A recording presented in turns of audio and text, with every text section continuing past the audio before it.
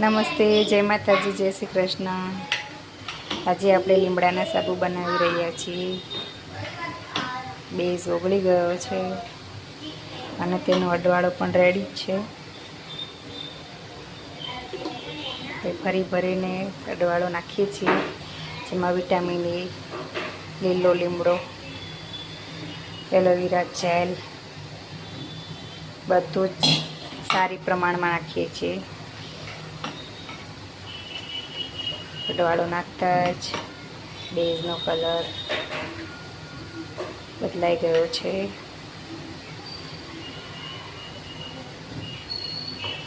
લીમડાના સાબુ બધા પતી ગયા છે। જે કોઈને મારા લીમડાના સાબુ લેવા હોય તે મારા આપેલા નંબર ઉપર વોટ્સઅપ કે કોલ કરી શકે છે। Thank you. જય માતાજી।